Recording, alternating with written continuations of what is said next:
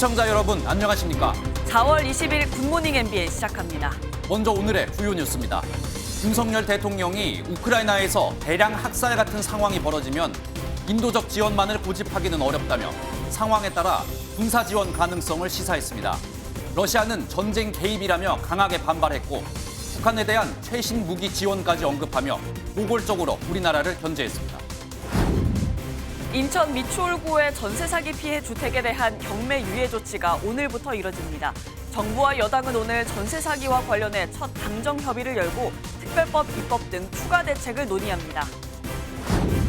더불어민주당 돈봉투 의혹을 수사 중인 검찰이 자금 조달책으로 지목된 강래구 한국감사협회장에 대해 구속영장을 청구했습니다. 프랑스에 있는 송영길 전 대표는 22일 기자회견을 예고한 가운데 민주당 내에선 출당 제명 조치까지 거론되고 있습니다.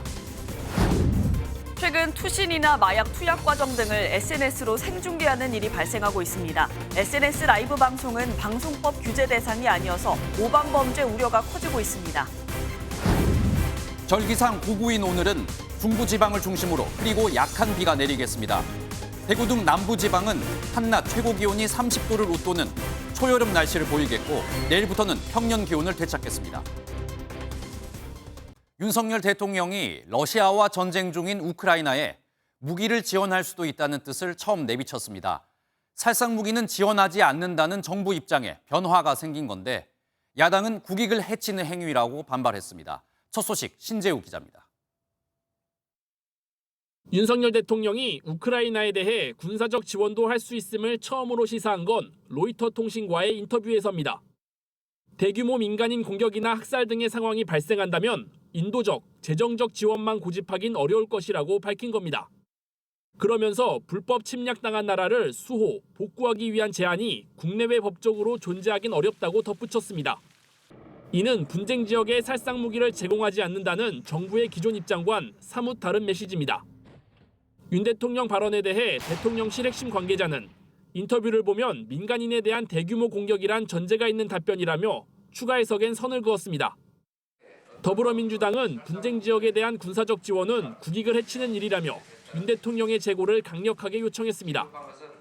인터뷰에서 윤 대통령은 또 다음 주 한미 정상회담에서 북핵 위협에 대한 가시적 성과를 모색할 것이라고 강조하며 북 도발에 맞설 수 있는 초고성능 무기를 개발하겠다고도 언급했습니다.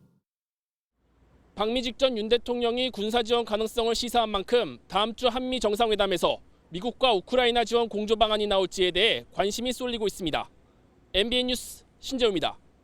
러시아는 우리나라가 우크라이나에 무기를 지원한다면 전쟁 개입에 해당한다며 강력히 반발했습니다. 우리나라와 러시아 관계 파탄은 물론 북한에 무기를 지원할 수도 있다는 위협적인 반응도 나왔습니다. 이어서 고정수 기자입니다. 러시아 대통령실은 전제를 달아 우크라이나의 무기 지원 가능성을 시사한 윤석열 대통령의 발언에 대해 경고성 입장을 내놨습니다. Начало поставок вооружения будет косвенно означать определенную стадию вовлеченности в этот конфликт. 한국이 러시아의 우크라이나 침공 이후 자국의 다소 비우호적이었던 입장의 확장이라고도 평가했습니다. 드미트리 메드베데프 러시아 국가안보회의 부의장은 한 발 더 나아갔습니다. 한국 국민이 러시아 최신 무기가 북한의 손에 들어갈 때 뭐라고 할지 궁금하다며 주고받는 대가라고 위협까지 한 겁니다. 러시아의 이 같은 경고와 위협은 지난해 10월 푸틴 대통령의 공개 발언 이후 두 번째입니다. Сейчас нам известно, что Республика Корея приняла решение поставлять оружие и боеприпасы на Украину. Это будет разрушать наши отношения. 러시아는 우크라이나 침공 직후인 지난해 3월 정부령을 통해 한국과 미국, 유럽연합 회원국 등을 비우호 국가로 지정한 바 있습니다. MBN 뉴스 고정수입니다. 또 윤석열 대통령은 북한의 위협에 대응하기 위해 우리나라가 초고성능, 초강력 무기를 개발하고 있다고 밝혔습니다. 어떤 무기들이 개발되고 있는지 권용범 기자가 알아봤습니다. 윤석열 대통령은 로이터 통신 인터뷰에서 북한 위협에 대응하기 위해 초고성능, 초강력 무기를 개발할 것이라고 밝혔습니다. 이러한 무기로 북한 전역 전쟁 지도부와 핵심 시설 등을 파괴하기 위한 대량 응징 보복 수단인 고위력 탄도미사일이 꼽힙니다. 탄두 중량 8에서 9톤으로 지하 100m 이상을 뚫고 들어가는 괴물 미사일 현무5가 대표적인데 내년 말쯤 실전 배치될 전망입니다. 세계 최대의 탄도 중량을 자랑하는 고위력 현무 탄도 미사일도 포함되어 있습니다. 현재 군 당국은 고성능 전술 지대지 미사일과 공대지 유도탄 등 초정밀 장사정 미사일을 확충하고 있습니다. 공중에서 방출하는 전자기파로 적의 장비를 무력화시키는 전자기 펄스탄인 EMP탄은 개발이 마무리 수준인 것으로 전해졌습니다. 극초음속 미사일도 개발 중이고 한국형 사드로 불리는 장거리 지대공 미사일도 조만간 모습을 드러낼 예정입니다. 군 당국은 초고성능 무기 개발에 대해 북한의 다양한 위협에 대비해 첨단 전력을 지속해서 확보하고 있다고 설명했습니다. MBN 뉴스 권용범입니다. 정부와 여당이 잠시 뒤인 오전 7시 반부터 당정협의회를 열고 전세 사기 피해 대책을 논의합니다. 오늘부터는 인천 미추홀구에서 전세 사기 피해자로 확인된 세대에 대한 경매도 유예하기로 했는데요. 야당은 피해자 구제를 위한 특별법을 추진하겠다고 나섰습니다. 이현재 기자의 보도입니다. 오늘 당정협의회에는 국민의힘과 원희룡 국토교통부 장관, 기획재정부와 행정안전부, 법무부 차관 등이 참석합니다. 주요 안건은 피해자 긴급대출과 우선 매수권, 임시거처 마련 등입니다. 박대출 정책위의장을 위원장으로 하는 전세 사기 피해 대책 태스크포스를 구성한 국민의힘은 오늘 회의에서 논의된 대책 관련 입법도 추진할 계획입니다.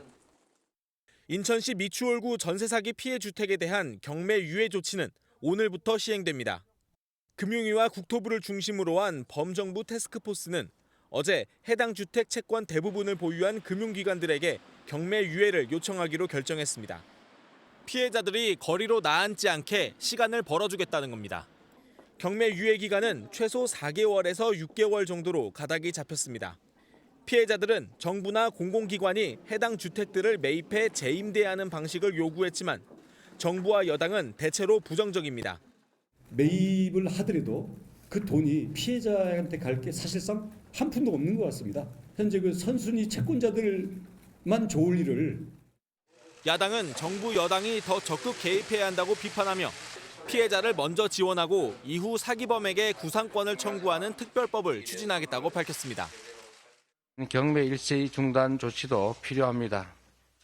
그러나 여기에 더해서 선지원 후 구상권 청구, 피해자 구제 특별법을 조속히 추진해야 되겠습니다. 민주당은 해당 법안을 오는 27일 국토위 전체 회의에 상정해 최대한 빨리 통과시키겠다는 계획입니다. MBN 뉴스 이현재입니다. 최근 전세 사기를 당해 스스로 세상을 떠난 30대 여성의 집 현관문에는 수돗물을 끊겠다는 인천시의 통지서가 붙어 있었는데요. 인천시는 이 여성이 전세 사기 피해자인 줄 알고도 수도 요금을 밀렸다고 통지서를 붙였습니다. 어제 뒤늦게 피해자들에 대한 지원책을 내놨는데 피해자들은 그다지 달가워하는 것 같지 않습니다. 노승환 기자의 보도입니다. 전세 사기 피해자가 세 번째로 세상을 떠난 지 이틀 만에 유정복 인천시장이 기자회견을 열었습니다. 피해자들의 대출금 이자를 일부 지원한다는 등의 새로운 대책을 내놨습니다. 다각도의 대책을 마련해 왔습니다만 지금 이런 상황이 발생한 데 대해서 깊은 유감의 뜻을 표하지 않을 수가 없습니다. 대출 이자와 함께 이사비 지원, 소상공인 대출 지원, 청년 월세 지원이 주요 내용입니다. 지난해 10월부터 인천시가 수차례 내놓은 전세 사기 피해 대책에는 한 번도 나오지 않다가 피해자 사망이 잇따르고서야 만들어진 대책들입니다. 수도 요금이 밀려도 최소한 물은 끊지 말아달라는 요구도 지난해부터 이어졌지만 받아들여지지 않다가 뒤늦게 수용됐습니다. 피해자들은 인천시의 새로운 지원 대책을 믿기 어렵다는 분위기입니다. 이게 궁금한 거예요. 언제 해준다 이렇게 얘기를 하셔야지. 한참 내일 쫓겨나는 사람도 있는데 그 사람들은 오늘도 피해 아파트는 낙찰이 됐습니다. 사람이 들어가니까 이제 와서 이런 정책을 하겠다? 피해자들은 정부가 경매 중단을 약속했지만 그렇다고 전세 보증금을 찾을 수 있는 건 아니라며 더 근본적인 대책 마련을 촉구하고 있습니다. MBN 뉴스 노승환입니다. 앞서 보신 것처럼 정부는 오늘부터 전세 사기 피해 주택의 경매 유예를 금융기관에 요청하기로 했습니다.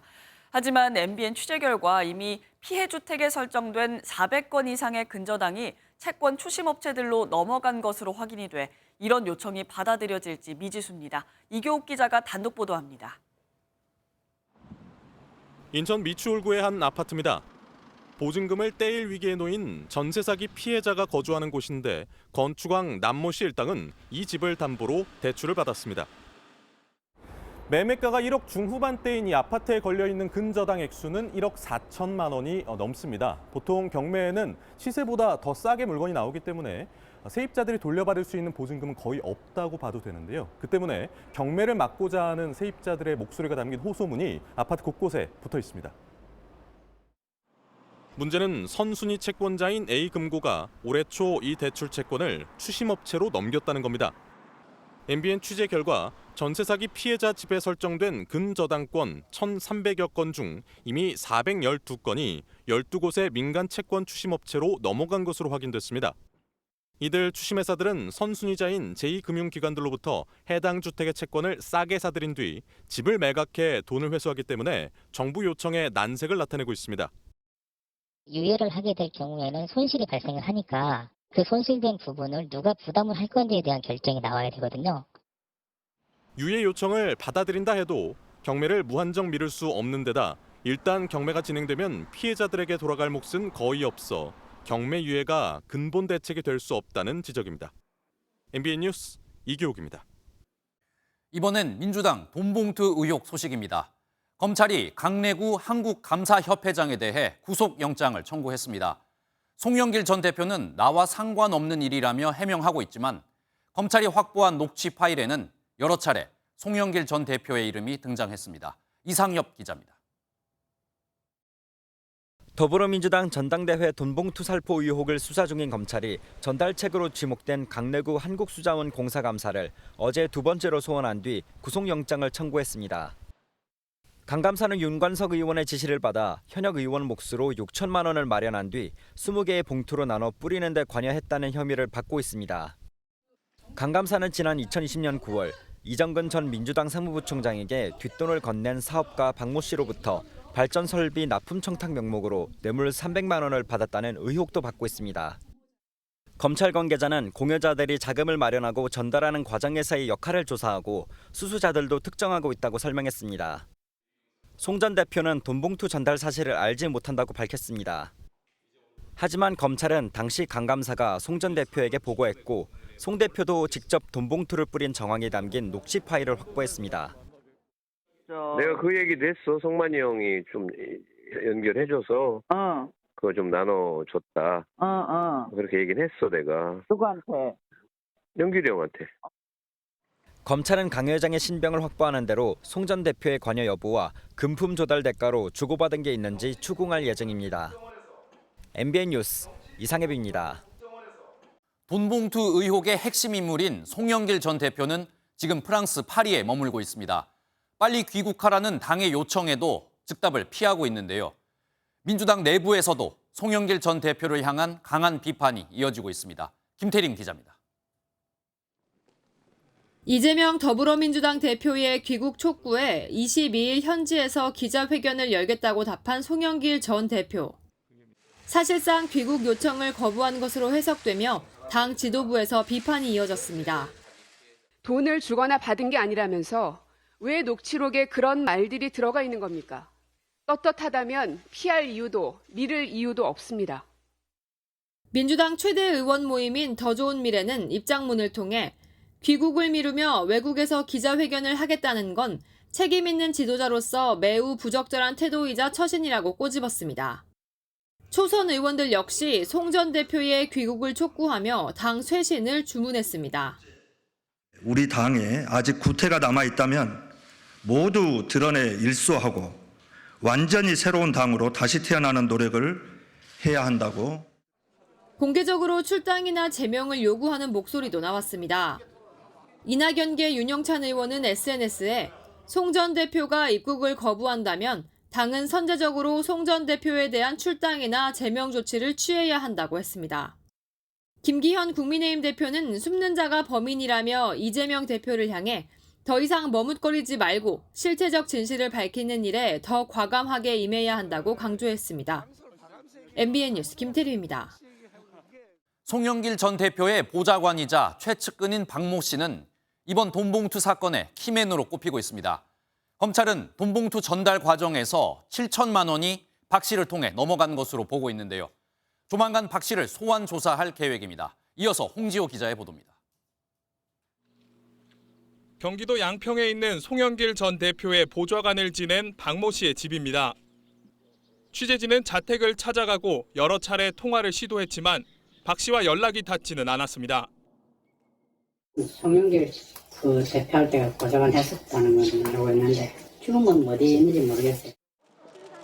박 씨는 지난 20대 국회 때 송영길 의원실에 합류했고 당대표 선거 후 정무조정실장으로 임명된 최측근입니다.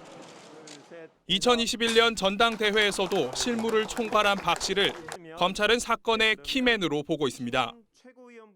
검찰이 의심하는 돈봉투 사건의 전체 불법 정치자금 액수는 모두 9,400만 원. 검찰은 강래구 한국수자원공사 상인 감사위원이 이 중 7천만 원을 세 차례로 나눠 박 씨를 통해 이정근 전 사무부총장과 윤관석 등 현역 의원들을 비롯한 당 관계자들에게 전달한 것으로 보고 있습니다.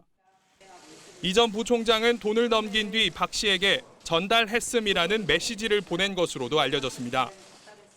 민주당 핵심 관계자는 MBN과의 통화에서 선거 때마다 돈 관리는 최측근인 보좌관이 한다며 돈봉투가 전달됐다면 박 씨를 거쳤을 것이라고 전했습니다. 검찰이 송영길 전 대표로 향하는 핵심 길목에 있는 박 씨와 소환 일정을 조율 중인 것으로 전해져 조사가 임박했다는 관측이 나옵니다. MBN 뉴스 홍지호입니다.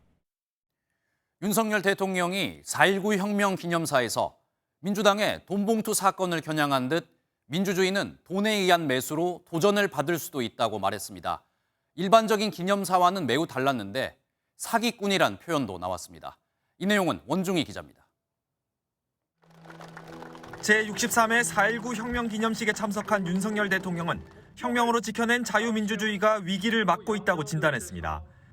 허위 선동과 가짜뉴스, 협박 등이 민주적 의사결정 시스템을 왜곡하고 있다며 민주당 전당대회 돈봉투 의혹을 겨냥한 듯 돈에 의한 매수라는 표현도 썼습니다. 민주주의는 늘 위기와 도전을 받고 있습니다. 독재와 폭력과 돈에 의한 매수로 도전을 받을 수도 있습니다. 윤 대통령은 민주주의 위협 세력들에 대해 독재와 전체주의 편을 들면서도 겉으로는 인권운동가 행세를 한다고 꼬집었습니다. 지금 4.19 혁명 열사가 피로써 지켜낸 자유와 민주주의가 사기꾼의 농락당해서는 절대 안 되는 것입니다. 대통령실 핵심 관계자는 이 같은 발언의 배경에 대해 특정 사안이라기보단 일반적인 현상을 통틀어 이야기한 것이라고 설명했습니다.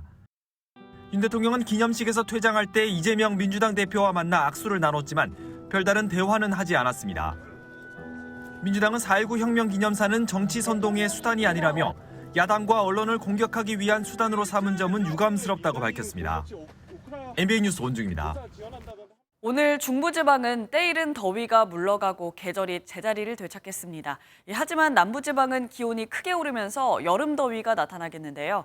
김다영 기상캐스터 자세한 날씨 전해주시죠. 네, 날씨 변덕이 심한 요즘이죠. 어제 서울은 한낮에 28.4도까지 오르면서 7월 상순만큼이나 더웠는데요. 오늘은 중부지방을 중심으로 비가 내리면서 다시 이맘때 봄 날씨를 되찾겠습니다. 서울의 낮 기온 18도 선에 머물며 어제보다 10도가량 낮겠는데요. 반면 날씨가 맑은 남부지방은 30도 안팎까지 오르면서 때 아닌 여름 더위가 기승을 부리겠습니다. 현재 중부지방을 중심으로 약한 비구름이 지나고 있는데요. 오늘 오전까지 영동을 제외한 중부지방에 1mm 안팎의 이슬비가 조금 내리겠고요. 남부지방은 대체로 맑은 하늘이 드러나겠지만 오전까지 안개가 짙게 끼면서 시야가 답답한 곳이 많겠습니다. 이 시각 현재 기온 보겠습니다. 서울 14.8도, 대전은 17.7도 등 어제 같은 시각과 비슷하게 출발하고 있고요. 낮 기온은 춘천 21도, 광주 27도, 대구는 30도로 남부지방을 중심으로 어제보다 3도에서 9도 정도 높겠습니다. 날씨였습니다. 오늘 하루 중요한 일정을 소개해드리는 굿모닝 오늘입니다. 어떤 일정이 있는지 함께 살펴보겠습니다. 오늘 제43회 장애인의 날을 맞아 복지부가 여의도 63 컨벤션 센터에서 기념식을 개최합니다. 전국 장애인 차별철폐연대와 장애인 단체들은 오늘 하루 서울 곳곳에서 기념식과 집회를 이어갈 예정입니다. 마약을 투약한 혐의를 받는 전두환 전 대통령의 손자 전우원 씨가 오늘 두 번째 경찰 조사를 받습니다. 서울경찰청은 오늘 오전 전 씨를 마약류 관리법 위반 피의자 신분으로 소환해 재조사한 뒤 조사 결과를 토대로 구속영장을 신청할지 결정할 방침입니다. 오늘 국무총리 주재로 국정 현안관계 장관회의가 열립니다. 오늘 회의에서는 70만 벤처 스타트업에 10조 원 규모의 성장 자금을 추가로 공급하는 방안이 최종 확정될 방침입니다. 핵무기 개발에 열을 올리고 있는 북한에 대해 미국이 공세 수위를 높이고 있습니다. 북한의 핵무기 공격에는 핵 보복으로 맞서겠다는 원칙을 강조했습니다. 송주영 기자입니다. 북한의 미사일이 미국 워싱턴 DC 넘어 도달할 수 있다고 공개적으로 인정한 미국. This and the Kim regime has developed capabilities that reach beyond Seoul, Tokyo, Washington D.C. and the capitals of the United Nations command sending states. 북한이 육상에서 미사일을 발사하는 게 가장 큰 위협이라며 실전 배치를 막는데 대응 초점을 맞춰야 한다고 강조했습니다.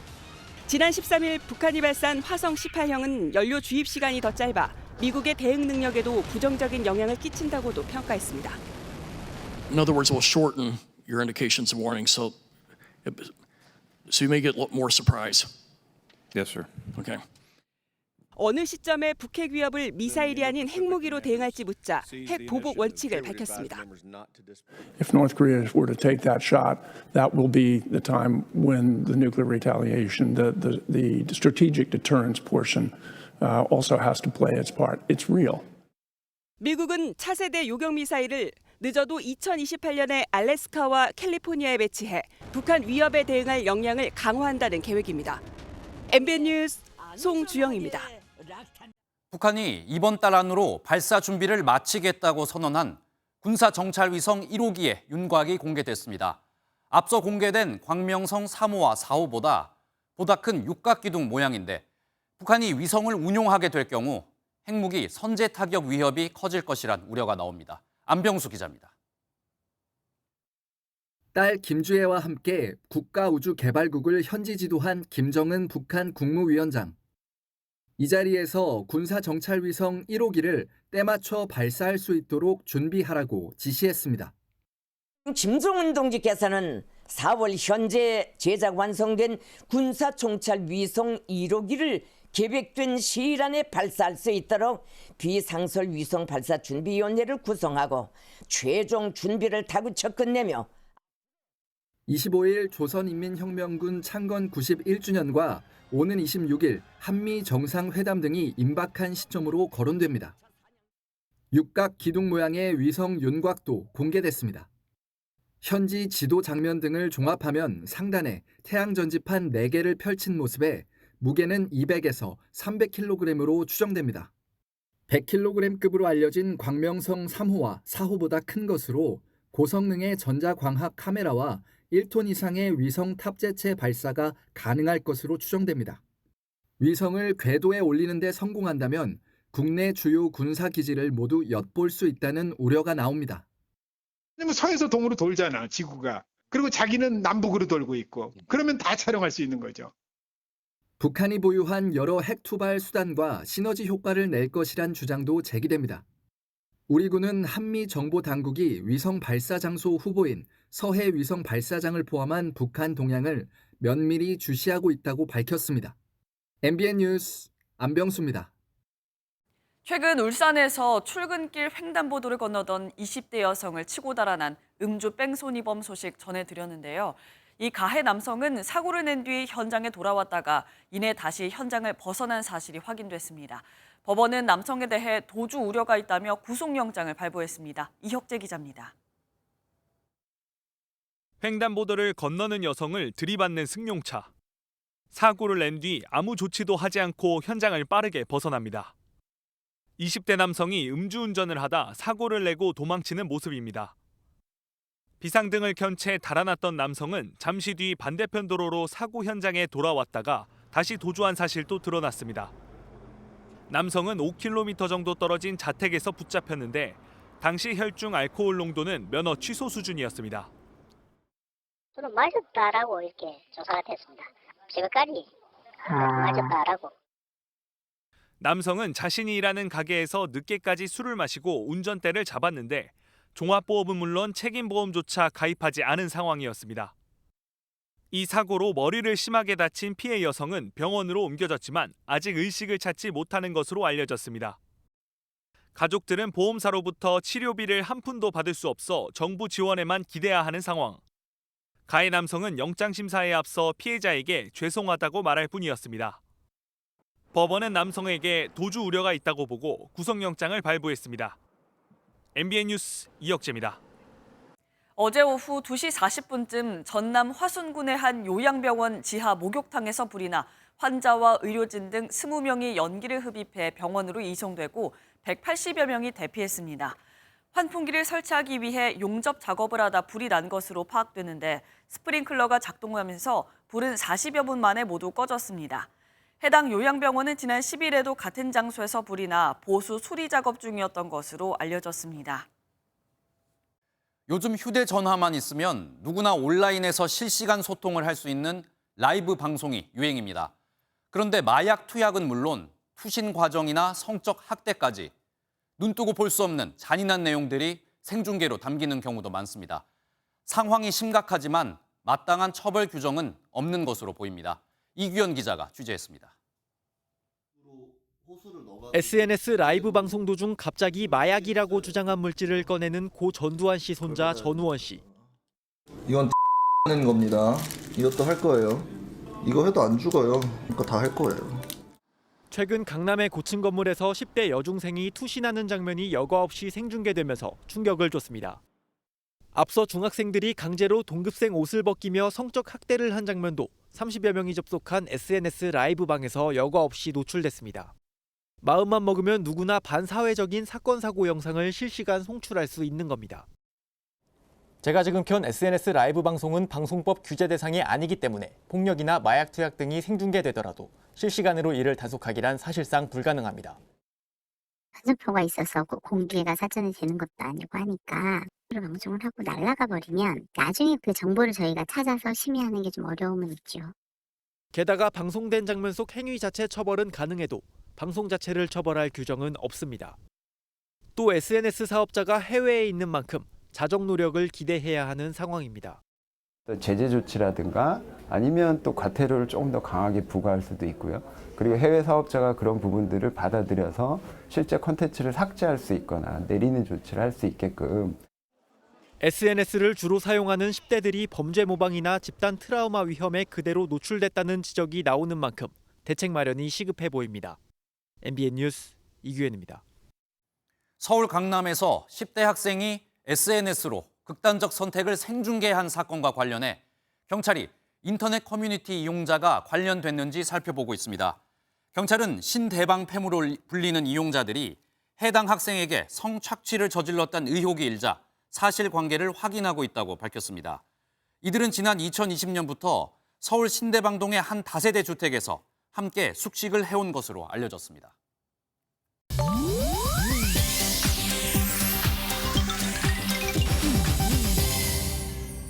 인터넷에 화제가 되는 소식들을 모아 전해드리는 인터넷 와글와글입니다. 전남 한평군의 순금 162kg의 대형 황금박쥐상이 최근 금값 폭등으로 덩달아 몸값이 치솟았습니다. 황금박쥐상은 한반도에서 멸종한 것으로 알려졌던 황금박쥐가 한평군 대동면 일대에 집단 서식하는 사실이 확인되자 지난 2008년 군에서 30억여 원을 들여 제작됐는데요. 2005년 당시 재료로 쓰인 순금 매입 가격은 27억 원이었지만 이젠 금값이 올라 무려 137억 원 이상의 가치를 갖는 것으로 추정됐습니다. 가로 1.5m, 높이 2.1m 크기의 은으로 된 원형 조형물에 순금으로 만든 6마리의 황금박쥐가 날개짓하는 모습을 표현한 황금박쥐상. 보안을 이유로 보통은 일반에 공개하지 않고 있지만 오는 28일부터 개최되는 한평 나비축제 기간에는 관객들에게 공개된다고 하네요. 미국 뉴욕의 한 주차장 빌딩이 붕괴하면서 시민들이 대피하는 소동이 일어났습니다. 외신에 따르면 현지 시간으로 지난 18일 오후 4시경 맨해튼 도심 한가운데 위치한 주차장 건물이 붕괴해 1명이 숨지고 5명이 다쳤는데요. 주차장 빌딩에서 2층 일부가 갑자기 무너지며 주차돼 있던 차들이 1층에 있던 차들을 그대로 덮쳤습니다. 이 사고로 일대는 공포와 혼란에 빠졌고 비명소리와 함께 대피 행렬도 잇따랐습니다. 사고 직후 소방대원과 경찰이 현장으로 출동했지만 현장 진입이 쉽지 않았다고 하는데요. 뉴욕 소방당국은 새로 도입한 로봇견과 드론을 투입해 매몰자가 더 있는지 수색에 나서기도 했습니다. 또 뉴욕시 당국은 사고가 난 건물과 주변의 안전성 평가에 나선 것으로 알려졌습니다. 악어로부터 새끼 코끼리를 지키기 위한 어미 코끼리의 영상이 화제입니다. 스리랑카의 한 국립공원, 작은 웅덩이에 몸을 담그며 물놀이를 하고 있는 새끼 코끼리. 갑자기 악어가 수면 위로 나타나 새끼 코끼리를 덮칩니다. 이를 본 어미 코끼리 황급히 물 웅덩이로 뛰어들어갑니다. 사정없이 웅덩이를 짓밟으며 악어를 공격하는데요. 놀란 새끼 코끼리는 어미의 품으로 들어가 몸을 숨기고 격렬한 발 공격에 응징당한 악어는 속수무책으로 주랭랑을 칩니다. 최근 인도 매체 등에 소개돼 화제가 된 영상인데요. 누리꾼들은 자식 사랑은 동물이나 사람이나 다를 바가 없다는 반응을 보였다네요. 인터넷 와글와글이었습니다.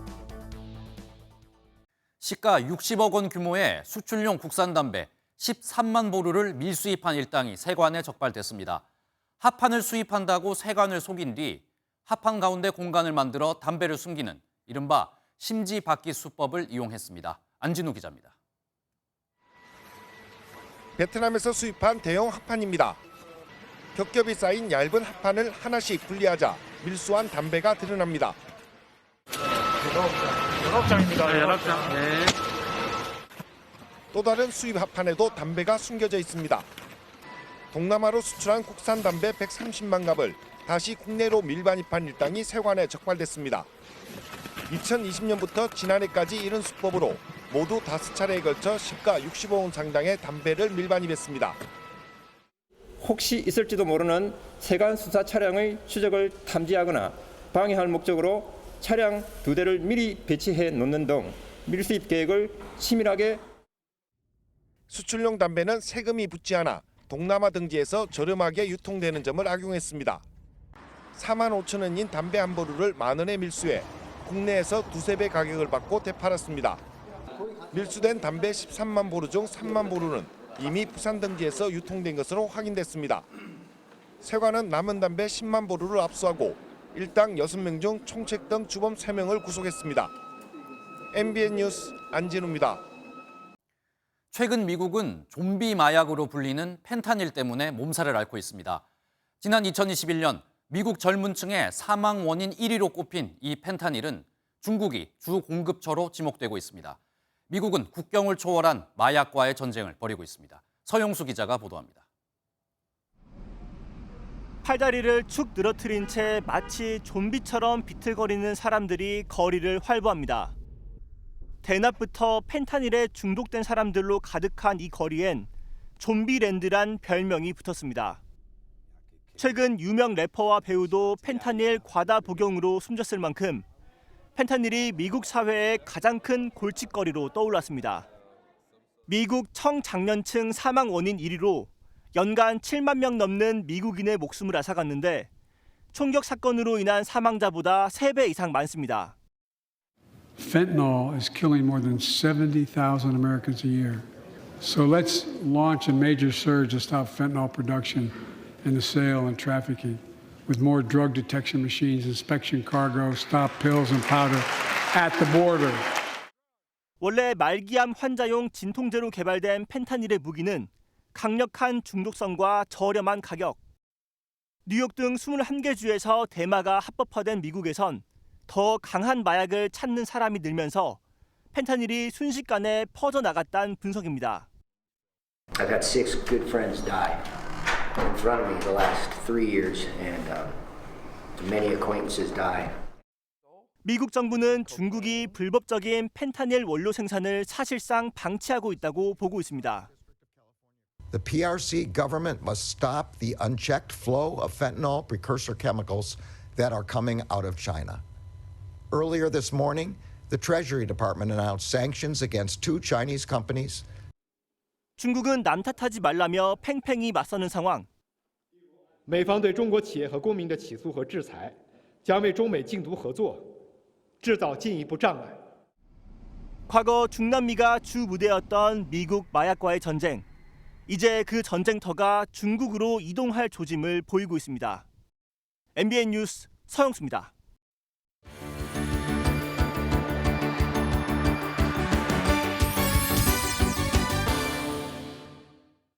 굿모닝 월드입니다. 65세 이상 노인이 인구의 3분의 1을 넘는 일본.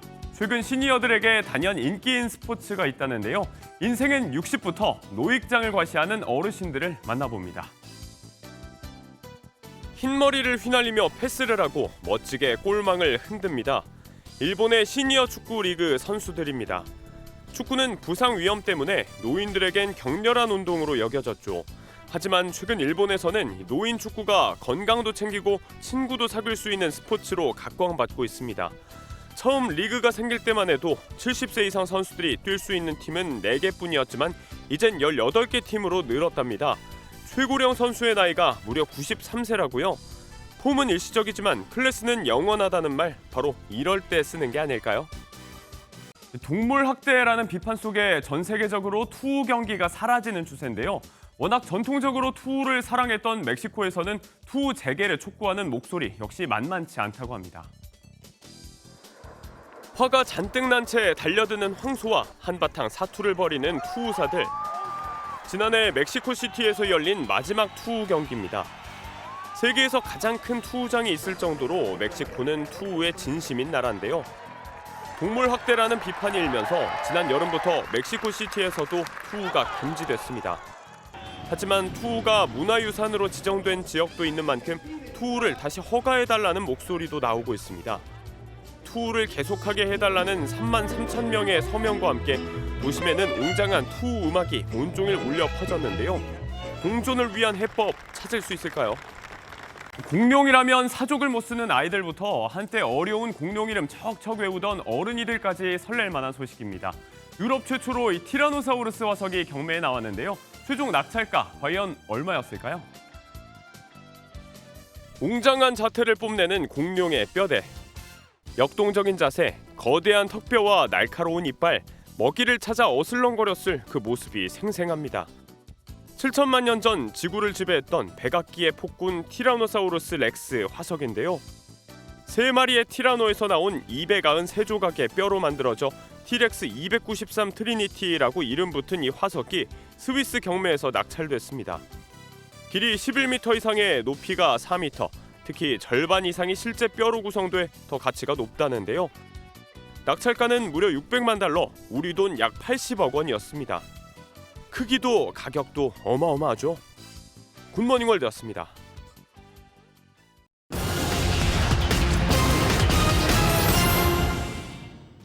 짜장면과 칼국수 같은 대표적인 외식 음식들의 가격이 1년 전보다 10% 넘게 올랐습니다. 지난해 3월 5,846원이었던 짜장면은 지난달 6,800원으로 16.3% 가격이 올랐고 삼계탕은 16,000원대로 12.7%, 삼겹살 200g도 12.1% 올랐습니다. 김밥과 비빔밥, 칼국수 등 조사 대상 8개 품목 모두 가격이 상승했습니다. 올해 1분기 시가총액이 1조 원을 넘은 기업은 258곳으로 조사됐습니다. 2,500여 개 상장 종목의 시총 규모는 지난달 말 기준 2,291조 원으로 연초보다 280조 원 늘어났는데요. 시총 1조 클럽 종목도 연초보다 30개 늘었습니다. 우리 주식시장의 대장주라고 할 수 있는 삼성전자의 시총은 382조로 50조 원 이상 늘었습니다. 봄철 나들이객 증가에 맞춰 정부가 대대적인 교통 위반 단속에 나섭니다. 정부는 오늘부터 다음 달 31일까지 음주운전 특별 단속 기간을 정해 일제 단속을 벌인다고 밝혔습니다. 신호 위반 등 주요 사고 행위도 단속하고 고속도로에서는 운행 중 안전띠 착용, 지정 차로 준수 등 단속도 강화합니다.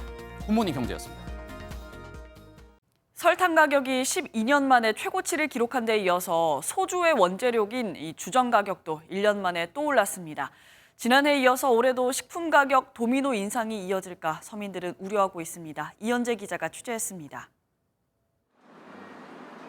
서울에서 카페를 운영 중인 이금숙 씨. 시럽부터 과일청, 음료에 직접 넣는 설탕까지 사용하는 설탕 양만 한 달에 20kg인데 부쩍 오른 가격이 부담스럽습니다. 20kg 가까이 사용을 하는데요. 작년에 5kg 한 개가 11,000원이었는데 오늘 날짜로 조회해보니까 16,000원인 거예요. 국제 설탕 가격이 12년 만에 최고치를 기록하는 등 원가는 올랐지만 소비자 가격을 올리기도 어렵습니다. 앞으로도 더 오른다고 하니까 너무 걱정인 거죠. 음료에 당연히 가격을 반영을 해야 되는데 사실 카페에서 음료 가격 올리는 게 그렇게 쉽지는 않거든요. 설탕에 이어 소주의 원재료인 주정 가격 또한 10% 가까이 오르면서 식품 가격의 도미노 인상 우려도 나오고 있습니다. 소주 한 병 가격에서 주정이 차지하는 비율은 15%로 원가 부담이 늘어난 상황. 주류 업계는 당분간 가격 인상 계획이 없다는 입장이지만 부담이 좀 가중된 거기도 하고 한데 상반기 중에 인상은 없다고. 소비자들은 물가가 더 오를까 걱정이 앞섭니다. 물가가 지금보다 더 오를 것 같은데 정말 많이 가게에 부담이 될 것 같고 그렇게 되면은 밖에서 음식을 사 먹는 거는 거의 불가능하지 않을까라는 생각. 올해도 원재료 가격 움직임이 심상치 않아 또 식품 가격 도미노 인상이 이어질까 서민들 걱정이 큽니다. MBN 뉴스 이현재입니다. 그제 베이징 한복판에서 불이 나 수십 명이 사망하는 사고가 있었는데요. 당시 상황이 생생하게 담긴 영상들이 밤사이 인터넷에서 모두 사라졌습니다. 누가 어떻게 지웠을까요? 베이징 윤석정 특파원이 보도합니다. 건물에서 시커먼 연기가 치솟습니다. 한 남자가 창밖으로 늘어진 흰 천을 잡고 위태롭게 내려오다 뚝 떨어집니다.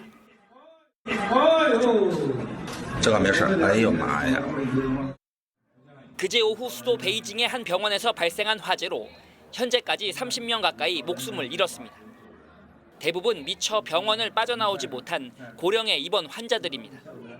인터넷에선 사고 당시 현장 상황을 찍은 영상들이 올라와 네티즌들의 안타까움을 더했습니다. 그런데 밤사이 인터넷과 SNS에서 사고 영상은 대부분 삭제됐고 소방당국의 브리핑 영상만 남았습니다. 베이징 한복판에서 발생한 화재인데다 늑장 대응 주장까지 나오자 당국이 검열에 나선 것으로 보입니다. 실제로 화재 신고 시간은 오후 1시, 진화 완료는 오후 1시 30분쯤이었는데 당국의 발표는 오후 9시가 다 돼서야 나왔습니다. 일각에선 이 같은 검열이 우루무치 화재 후폭풍 경험 때문이라는 해석도 나옵니다. 지난해 11월 우루무치의 한 아파트에서 화재로 9명이 숨졌는데 코로나19 봉쇄 설치물 때문에 진화가 늦어져 피해를 키웠다는 주장이 SNS에 퍼진 바 있습니다. 이후 중국 곳곳에서 제로 코로나 정책에 항의하는 백지 시위가 벌어졌고 이는 중국이 위드 코로나로 전환하는 결정적 계기가 됐습니다. 베이징에서 MBN 뉴스 윤석정입니다. 0.001의 승부, 국내 최상위 클래스 자동차 경주대회인 슈퍼레이스가 이번 주말에 개막합니다. 최대 시속 300km를 넘나드는 아찔한 레이스가 시작이 되는데요. 강재묵 기자가 소개합니다.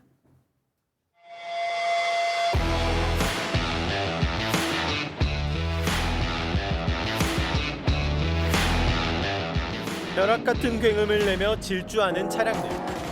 제작비만 3억 원에 달하는 슈퍼카의 속도는 최고 시속 300km를 넘나듭니다.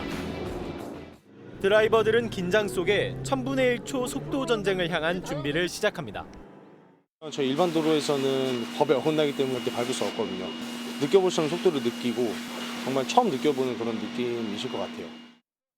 이 시속 100km까지 도달하는데 고작 3초 남짓밖에 걸리지 않는다고 하는데요. 이 선수들이 체감하는 속도 저희가 직접 영상에 담아보겠습니다. 웬만하면 잡으시는 게 나으시죠. 아, 그래요?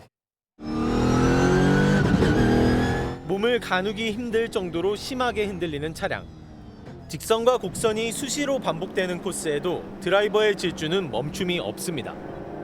한치 양보 없는 대결 속 차량이 부딪히고 밤에는 단어 그대로 불꽃 튀는 레이스가 이번 주말 팬들을 찾아갑니다. 1000분의 1초를 싸우기 때문에 정말 고도의 집중을 통해서 그리고 랩타임을 뽑아낼 겁니다. 그분은 한 바퀴를 얼마나 이제 집중해서 그 선수가 랩타임을 뽑아내는지를 지켜봐 주시면 될 겁니다. 지난 시즌 단 1점 차로 우승을 놓친 김재현이 우승 한풀이에 성공할 수 있을지 7개월간 펼쳐질 속도의 향연. 8개 팀 18명 드라이버는 달릴 준비를 모두 마쳤습니다. MBN 뉴스 강재묵입니다. 프로농구 4강 플레이오프 4차전에서 안양 KGC가 고양 캐롯을 대파하고 새 시즌 연속 챔피언 결정전에 진출했습니다. 이로써 올 시즌 챔피언 결정전도 지난 시즌과 마찬가지로 KGC와 SK가 맞붙게 됐습니다. 최형규 기자입니다.